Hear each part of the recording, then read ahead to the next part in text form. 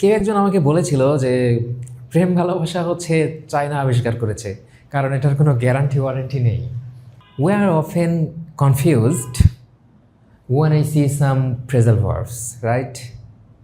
ওকে, আজকে আসলে কিছু ফ্রেজাল ভার্বস নিয়ে কথা বলবো, যেটি খুবই কমন আমাদের যখন আমরা আইএলসের যে রিডিং প্যাসেজগুলো সলভ করতে যাই, তখন এই ধরনের ফ্রেজাল ভার্বসগুলো খুব বেশি দেখতে পাই। আজকে এটি ক্লিয়ার করে দেব। প্রথমে আমরা যেটা দেখতে পাচ্ছি যে made of, made out of and made from. যখন এই তিনটি প্রিপোজিশন থাকে, যখন এই মেডের পরে যখন এই তিনটে প্রিপোজিশন থাকবে, তখন সাধারণত বস্তুর নাম আসবে, যেই বস্তু দ্বারা ওই জিনিসটা তৈরি।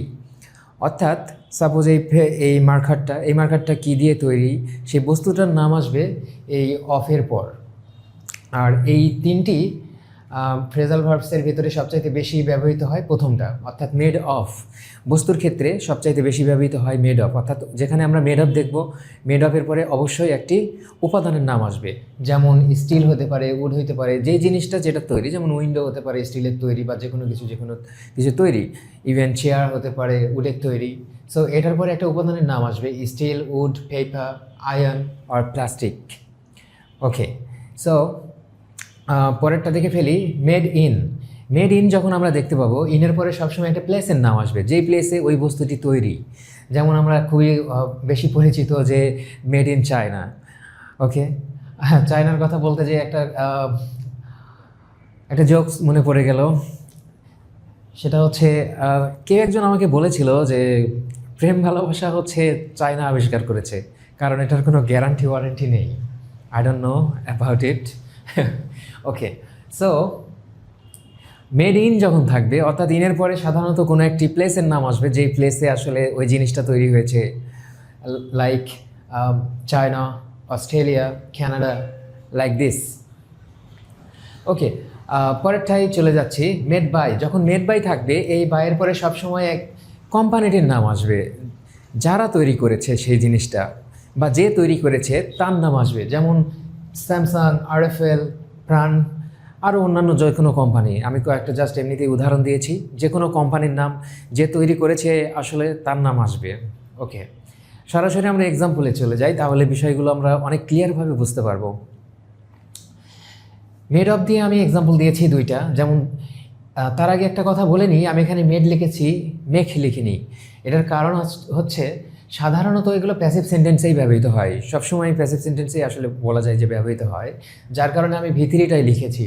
যেমন প্রেজেন্ট ইনডিফিনিটের প্যাসিভ ফর্মে ব্যবহার হয়, অ্যামিজার সাথে ভার্বের ভিতরি থাকবে।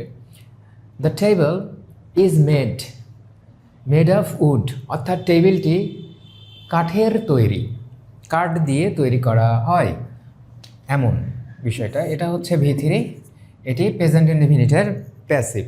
ওকে, সেকেন্ডটা দেখে ফেলি, the window is made of steel, অর্থাৎ জানালাটি স্টিলের তৈরি, অর্থাৎ স্টিলের দ্বারা তৈরি করা হয়, এমন আর কি বিষয়গুলো।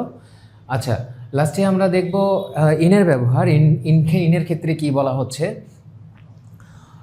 The mobile is made in China, মোবাইলটি চায়নায় তৈরি, অর্থাৎ চায়নাতে তৈরি, এমনটি, অর্থাৎ মোবাইলটিকে চায়নাতে তৈরি করা হয়, এমন বিষয়টা। সো এটা ভি3, প্রেজেন্ট ইনডিফিনিটের প্যাসিভ। ওকে, লাস্ট ওয়ানটা দেখে ফেলি, the television was made by Samsung, অর্থাৎ টেলিভিশনটি স্যামসাংয়ের তৈরি, স্যামসাংয়ের দ্বারা তৈরি করা হয়েছে, এরকম হয়েছিল, সরি। এটা হচ্ছে পাস্ট ইনডিফিনিটের প্যাসিভ। আমি ইচ্ছা করে এটা ওয়াজ দিয়েছি বোঝানোর জন্য যে টেলিভিশনটি স্যামসাংয়ের দ্বারা তৈরি করা হয়েছিল, অর্থাৎ স্যামসাং কোম্পানিটি মোবাইলটি তৈরি করেছিল, বিষয়টা এমন। ওকে, আশা করছি আজকের যে লেসনটা এটা অনেক বেশি কাজে দিবে, বিশেষ করে যারা আইএলটিএস প্রিপারেশান নিচ্ছে। কারণ অনেক সময় আমরা দেখতে পাই যে গ্যাপ ফিলিংয়ে খুব বেশি পরিমাণে এমন থাকে যে মেড অফের পরে একটা গ্যাপ আমরা দেখতে পাই, অথবা মেড ফ্রমের পরে গ্যাপ থাকতে পারে, অনেক সময় মেড বাইয়ের পরে অনেক সময় গ্যাপ থাকে। সো আমরা যদি আগে থেকে গেস করতে পারি যে অ্যান্সারটা কী হবে, তাহলে আসলে অ্যান্সারটা ফাইন্ড আউট করা খুব বেশি পরিমাণে ইজি হবে, আসলে ইজি হবে।